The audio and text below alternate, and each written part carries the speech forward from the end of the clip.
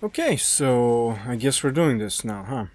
Well, after playing Spy for almost 2,000 hours, I think I've earned the right to give my 2 cents on this, steaming pile of garbage that is the Spy's arsenal. Now, it would be pretty lazy to talk about the Spy's weapons in a vacuum, relative only to each other, so I'll talk about this stuff in comparison to other classes in the game and how it realistically stacks up. And I repeat, realistically. I don't want to hear any of this bullshit about some mythical spy having 100% headshot accuracy, or your favorite spy getting a 15 kill chain stab. So, let's start with the good old reliable, aka stock revolver. It's pretty good. Decent damage, no apparent drawbacks, right? Wrong. Although it has a whopping 15% more damage than the Ambassador, that damage will rarely translate into any meaningful difference in actual games. It still takes 3 shots to kill light classes, and Spy mostly uses this on lone snipers and engineers. If you're using this against capable players that play attack classes, you'll have plenty of time to alt-tab and watch Siamese midget twins toilet handjob porn. Then again, a big plus is that you don't have to land headshots to squeeze out consistent damage. So where does it fit? My figure is low A tier. Next up, stock knife, aka the knife that cucked us into maining this Gaben Forsaken class after watching Meet the Spy 4,000 times. Rolls right off the tongue, I know. Same as the revolver. No apparent drawbacks like the AIDS cloak drain of the Eternal Reward. You don't have to leave spawn with your asshole prolapsed like with the kunai. Great knife, right? Well, it was. 10 years ago when literally nobody heard the backstab screams, when Pyro wasn't equipped with everything but the kitchen sink, when it wasn't common practice for 2 Pybros and a scunt to guard a single sentry nest. Nowadays you backstab one dude and the enemy team swarms you like you're the only girl in the whole IT department. But, unlike the Spicicle, it does leave the possibility for trick stabs and crucial medic picks. So where does that put this thing? Again, low A tier. Next up, we have the Spy Fitness Tracker, the Invis Watch. Now I know a lot of people like to put this in the S tier, but no. It's a solid A tier. Why not S tier, you ask? Well, it's the same as the knife. The Invis Watch was great 10 years ago, when players had no awareness, and the average player skill was, in the fucking toilet. In order for this heap of trash to be S tier, it would either need a faster decloak or make it quieter. These days people are simply too aware of the spy.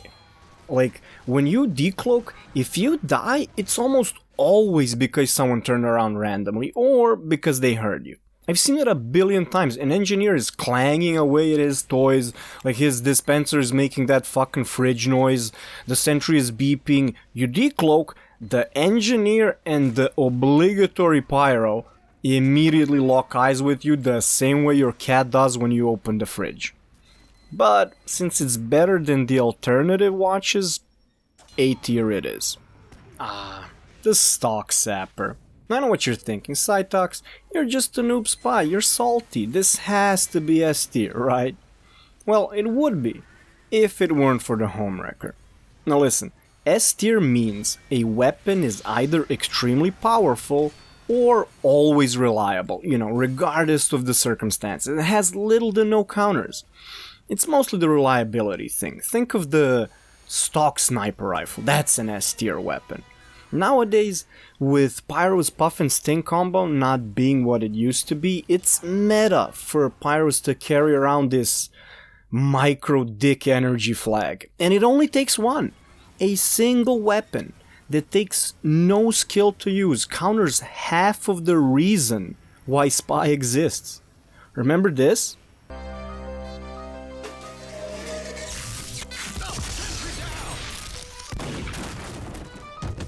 Well, dream on if this guy's on the enemy team. But since it's the only, real option, and you can use it aggressively to suppress an entire nest while your team does a push, it goes into A tier. Okay, the disguise kit doesn't fool anyone, in 95% of situations. It's good for sentries, that's about it. Sometimes you can fool people by walking backwards, or by disguising as an engineer and crouching next to a teleport to camp it, but those are rare. Those are very rare. Also, you can't start cloaking while you use it, because it leaves a smoke trail. They should ditch the smoke trail and add functionality to it. Something like Spy being able to fake zoom in, you know, with a sniper rifle, or fake carry a building. Otherwise, F tier all the way. Okay, so now that we have a baseline for this rotting corpse of a class, we can see where the other stuff fits in. Like the Ambassador. My little baby. I fell in love with this thing 10 years ago. It unlocked untold possibilities for the Spy, and gave him a fighting chance not only against other attack classes, but gave him some use even in competitive mode, other than being a glorified camera. Before the Ass Jungle update, I would have put this in S tier easily. But then Valve decided to take the hottest, stickiest, hemorrhoid-infused Hepatitis X dump on it. God only knows why. It was introduced in 2009 and went on untouched for 8 whole years. 8 goddamn years! Nobody thought this thing was OP. You're telling me that this thing flew under the radar for longer than Overwatch's rise and fall? I made a video about this when the Spy Holocaust happened, also known as the Inferno update, if you're interested.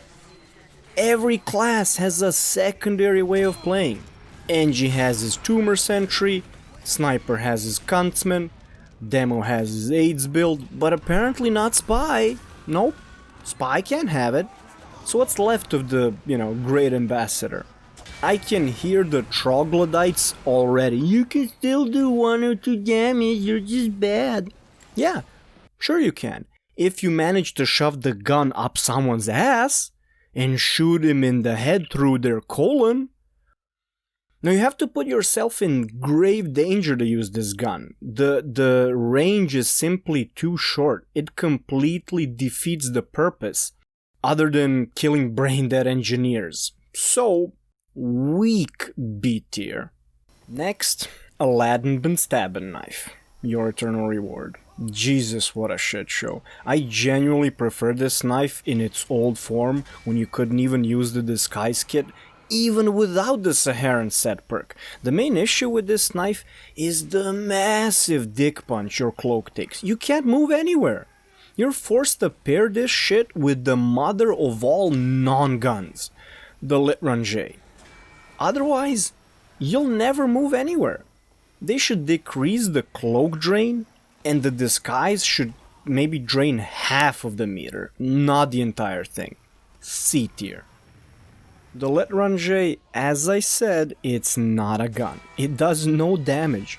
Sure, you can still kill light classes in 3 shots, but that's about all you can do with it.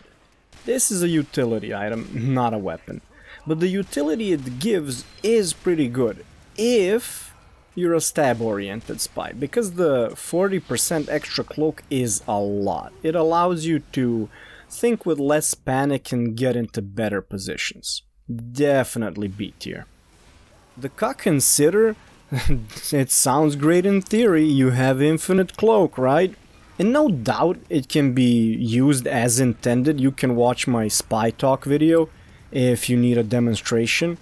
But the problem is, in the world of TF2, where people are rocket jumping, double jumping, and outmaneuvering you at every turn, you'll find yourself stopping to recharge, much like your fat friend in school during gym class.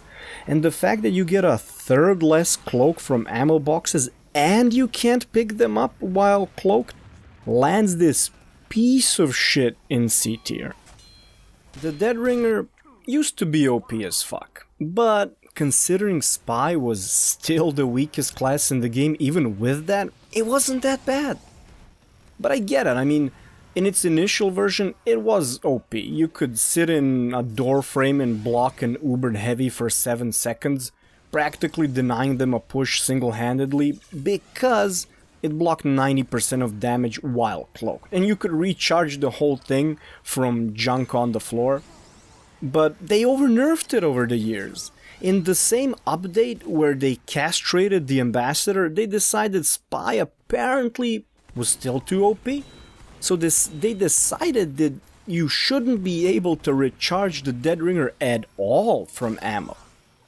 And since not a soul on this planet has ever been fooled by the feigned death feature, it was always used as a shield, and it worked well while playing Gunspy.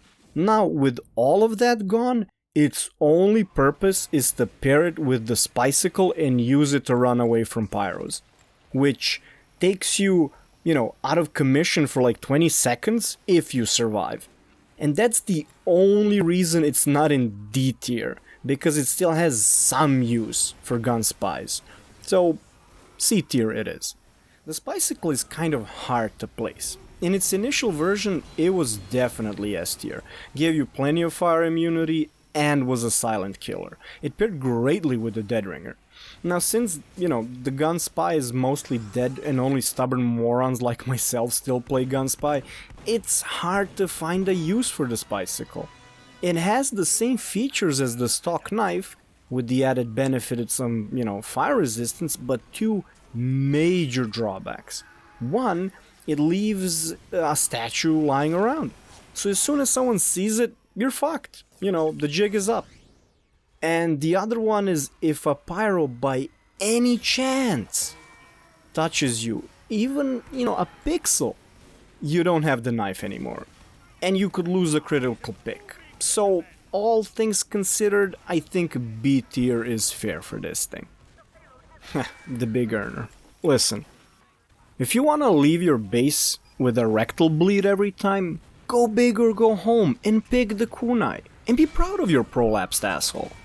The health reduction does not, in any universe, make up for that erectile dysfunction of a speed boost. You can't outrun a rocket, or a sticky, or a stream of minigun bullets. The only reason it's not in F tier is because unlike the disguise kit, you can at least kill something with this junk. Which brings me to the other side of this gimped coin. And this is where I'm gonna lose most of you. The kunai. The weeb knife. The main star of every frag video. Listen, I'm sure your favorite spy gets a chain stab here and there, enough to scrape together a frag video, but the reality is, those don't happen often. And watching any spy stream for half an hour is enough evidence of it. Most of the time, you'll be chugging flames and eating rockets, and watch those 200 health melt. With that being said, unlike the irredeemable garbage that is the big earner, this can actually get you out of a bind. But since, it's very limiting to a single playstyle, I have to give it a B tier. Okay, so, even if the Enforcer wasn't riddled with bugs, it would still be total trash. This thing has no purpose. It kills snipers in 2 hits if you're disguised. The Ambassador does that. Stock Revolver is better against buildings because of the firing speed, and the damage resistance attribute is so situational. It will rarely ever matter. D tier. So, here we have possibly the single biggest piece of trash in the entirety of TF2, and that's saying something. That honor, of course, goes to the red tape recorder. I mean, honestly, what is there to say about this abomination? It was good for a day! A whole day! This thing was useful. And then for almost 10 years now, it's literally an unusable, vile bag of trash that's been baking in the sun for a decade. The smell of decomposed, curdled milk and rotting flesh is palpable. It deserves a category of its own. But, not right below F. Below F is, your dear pet dying. Below that is your uncle molesting you on Christmas Eve. And right below your redecorated rectum is the red tape recorder. The only thing left is the Diamondback. This is the Diamondback. Yeah, in theory, this weapon is fantastic, but the reality is, the moment you draw that gun and see those sparks, it's like seeing a vagina for the first time. You'll get too excited and shoot all over the place, and you'll want to commit Sudoku to wash the shame off of your spy ancestors. Or you'll find yourself in a game where you won't be able to molest the engineer for, easy crits. So you're left with a paperweight that gets outperformed even by the dead horse that is the ambassador.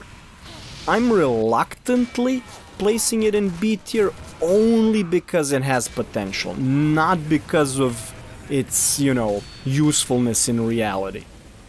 Now, I guess you're wondering why there's 3 icons left with question marks on them, and well, this video would be dishonest if I didn't acknowledge the extreme potential of these weapons. I'm talking about that, one time where you actually do get a 10-man chain stab. That moment when you get the sentry nest and mow down half the team with crits. Or the fact that technically the ambassador still has near infinite potential if you can shoot well enough. The fact that a spy like that doesn't exist anywhere on the planet, well, that's about it for this video. And you're more than welcome to stop by my stream and tell me how wrong I am about your weeb knife. But other than that, yeah, see ya.